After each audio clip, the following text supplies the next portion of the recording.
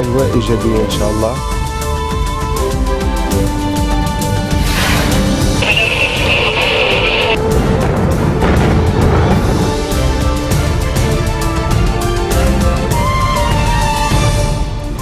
Good afternoon. On this Sunday, December 13th, I'm Nina Naufa. You're watching the English newscast here on Future Television, and these are today's top stories. Head of the Kataib Party MP Sami Jmail criticizes the ongoing vacuum in the presidency and how Lebanon's fate is being linked to foreign powers. 6 women win in a historical municipal council seat in Saudi Arabia's first ever election open to female voters and candidates. And U.S. President Barack Obama hails the landmark climate accord reached in Paris, saying that while not perfect, it is the best chance to save the planet from the effects of global climate change. Good afternoon to all our viewers. We begin today with the head of the Kataib Party, MP Sami Jmail. Well, he is criticizing the ongoing vacuum in the presidency, and he is saying Lebanon's fate is being linked to foreign powers. He declared, quote, "No one can force Lebanon to vote for a president who contradicts our convictions." He made his remarks during the swearing-in ceremony of the new Kataib Party members. Anyone, he added, seeking to run for president should present his portfolio, and we will support whoever shares our vision. Jmail said in his speech that his mission for Lebanon calls for the establishment of a state that respects the law. He said a country that enjoys the rotation of power and respects the Constitution is primordial. Our mission in Lebanon, he was quoted saying, calls for a sovereign state that does not have weapons outside of its authority. Our mission for Lebanon calls for the decentralization of the state, and our mission preserves its diversity. Gunmen from the Islamic State group murdered a member of the Al-Hujayri family in the northeastern border town of Al-Sail, according to various media reports. They said that the gunmen then left the body on the side of the road in the Al-Juban neighborhood. The National News Agency identified the victim as Abdullah Al-Hujayri, saying that multiple gunshots were found on his body. The reason for his murder has not been disclosed. In August 2014, gunmen from the ISIS and Al-Qaeda affiliated Nusra Front overran Al-Sail, clashing with the army and leaving scores dead. The gunmen withdrew from the town shortly after the clashes, but abducted with them a number of servicemen. 4 of them have been executed, while a number of others were released, including all 16 who were being held by a Nusra Front. 9 hostages still remain kidnapped by ISIS. In other news, 6 women win a municipal council seat in Saudi Arabia's first ever election open to female voters and candidates. Officials said this is a milestone for the ultra-conservative Muslim kingdom. Salma bint Hizab al-Utaybi was elected to a council in the holy city of Mecca. The official SPA news agency reported, citing Election Commission President Osama al-Bar.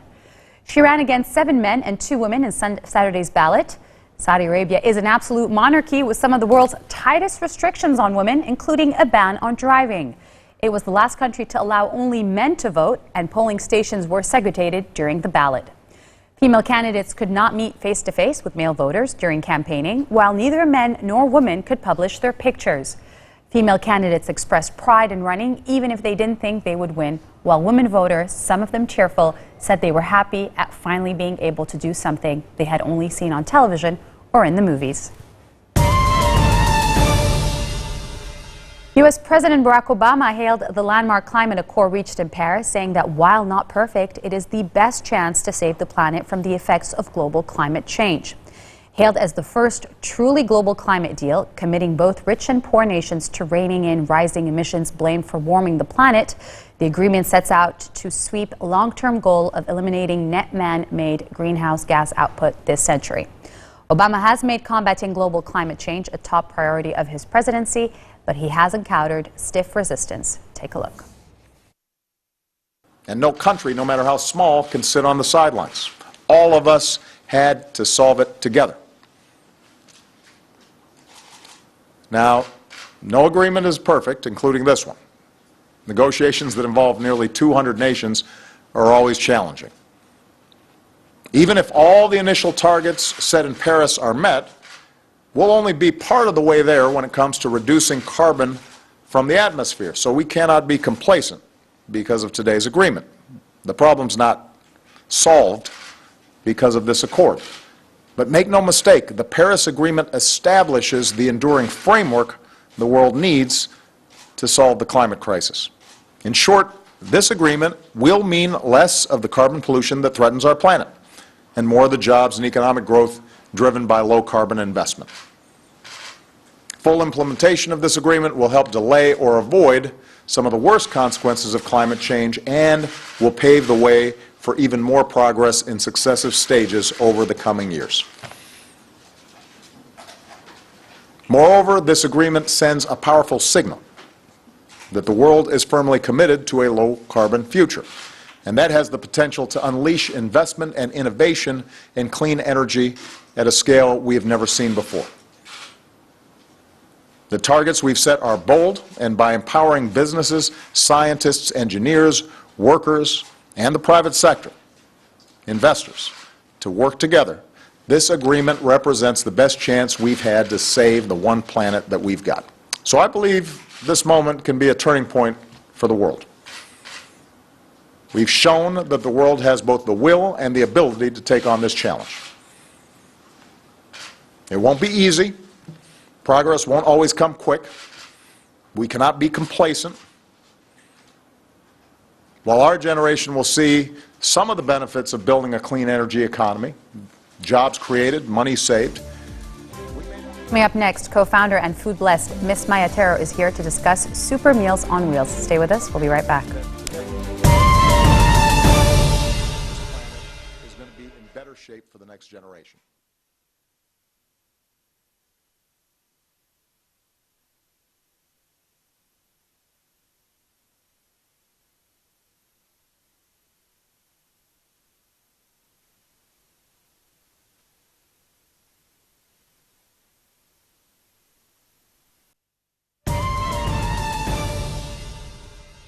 Welcome back. You're watching Future Television here. We're very delighted today to host the Food Blessed co-founder Maya Tero. Food Blessed is a community-based, volunteer-driven, non-profit organization in Lebanon and the Middle East that tackles food poverty and hunger while addressing and spreading awareness on food waste and food rescue. In 3 years, Food Blessed's Hunger Heroes have been able to serve 250,000 meals to those in need across Lebanon, with almost zero amount of startup money or running costs. This year, the NGO has launched Super Meals on Wheels, a first-of-its-kind food truck in Lebanon and the world. The truck feeds those in need across Lebanon during the day and sells pizza to paying customers at night. Maya Tero is here to tell us more about it. Welcome, Maya. Thank you for having me. Thank you for being here. So, Super Meals on Wheels. Beautiful rhyme there. So what is this whole concept? How did it come about? So we've been serving meals to those in need for the past 3 years, and we wanted to expand. But given that we have our budget is really almost zero, we wanted to reach those most at need. So the only way was to go mobile. So doing what we always do, but mobile. So we thought, why not have a food truck that also distributes meals to those in need, but we go to them instead of them coming to us. Okay. And then we thought, but how does that work? So how does that work? So most of the food aid is distributed in Beirut and some areas outside, but poverty percentage is the highest in مثلا Akkad and Bika. Right. And right. Little to no attention is there. Given there. So we thought we wanted to help those people. We also want to help Syrian refugees in camps, which are not always reachable. Is that something you're able to do? Definitely. Okay. I mean, the thing that we were thinking about how to be self-sustainable, because we've been self-sustainable for the past 3 years, and now we have a food truck, and that means we need to cover fuel and whatnot. So we thought, since we help those in need during the day, why not make some profit or use that money we make during the night to make our food truck self-sustainable. Okay, so let me just understand how this works. The way Food Blessed works, because I know we've hosted you here before, is usually the surplus of some restaurants is taken in as donations and then goes into feeding people who are feeding bellies, not bins. Bellies, not bins. Okay, yeah, that's your motto. That's very nice. And then you basically now you sell pizza at night, but during the day, do you use that surplus in order to donate, or is it other food? We use whatever we have surplus, but more so we want to work with restaurants and You're take still their working with surplus. restaurants to donate, It's okay. the same concept, but going mobile. So we are still giving meals for those in need for free. We are still working with restaurants to give us their surplus, or companies, food companies, to give us their surplus or near to expiry products. And we use that to distribute it to those in need that we help, not just in Beirut, like across Lebanon. So we want to cover the 5 provinces of Lebanon, and we think the food truck is what going to get us there. Okay, so how do you decide, you know, how does it work? Obviously it happens in rural areas, I'm guessing. Yeah. Has it started, or is it starting right now? Now we are having an online campaign to fundraise for it. Since Food Blessed is community-based, volunteer-driven, same applies for Super Meals on Wheels, or SMW for short. And we also want this project to be community-based, as in like by the community for the community. So the only way to do that is to do like online donation. And so far we've raised around 10% of our goal. Like it's like people like you and me donating. Okay. And that's what we want. We want the food truck to have everybody's name who contributed. Yani, like this food truck would not have been a reality was it not for the generous donation of A, B, C, D. Not just like one logo or one company. Maya, how do you make sure that you know, you're basically targeting the right people? Because that can be a little difficult and challenging. Right. So what we're doing is that SMW is gonna be working with NGOs, local NGOs in the areas. SMW meaning? Super Meals on Wheels for sure. Okay, Super Meals. Yeah, SMW. So what we will do is that, what we always do is that when we target areas that we don't have so much control or knowledge of, we work with local NGOs there, and they're the ones who know who are really in need. So we're just like bringing them together, the people in need and us being food donors and them the food donees. So basically it's not so hard. But you know, I know a lot of this, you know, a big challenge always is fundraising and getting people to donate and make money, especially for a startup. Now that you're going to be selling at night, do you think that's going to kind of, because this is the first of its kind where they donate in the morning and then they sell at night. That's why it's a different kind of trap. It is so unique, I know. So how do you know? Do you think this is going to change things a little bit? What kind of pizza are you going to be selling? All right, we're going to be selling pizza by slice, which in Lebanon is not so very like common, whereas in the US you can always find a pizza by slice. Right. And we're going to be selling it for $1, which I think is affordable. And then we're going to have like, you can pay for the price of pizza for someone in need. So like pizza, like buy one and as if you're like donating pay to it somebody forward, else. but pizza it forward, something like that. And then like people, I mean, it's just like sometimes you have to be really socially responsible. Like you know you could get your pizza from somewhere else, but when you're getting it from, say, Super Meals on Wheels, you're really indirectly helping feed those in need. And when we tell people to donate, they're like, oh, so how many meals am I donating? And we say infinite number, which is pretty true, because you're donating for us to buy the food truck and get it on the road. And then from there, it's just like us donating every day, like the whole year. So just think of it, every dollar is just going to an infinite number of meals distributed for free for those in need. So. And I know you're wearing your Hunger Hero shirt. This is her Hunger Hero shirt.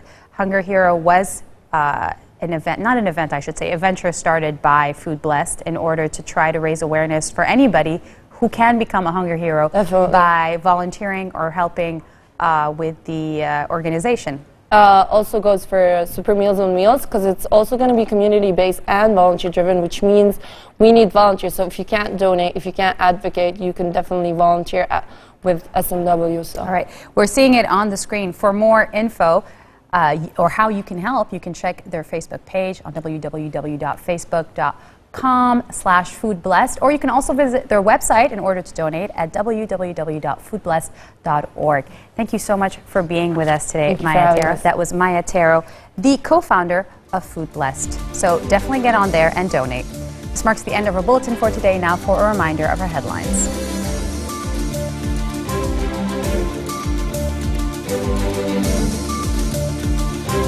Six women win a municipal council seat in Saudi Arabia's first ever election open to female voters and candidates.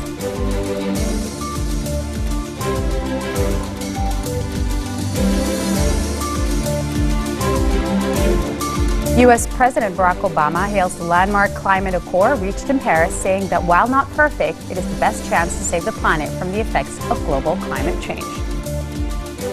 Thank you for watching Future Television. Those are your headlines for this Sunday. Have a great week ahead. And to all of those watching, thank you.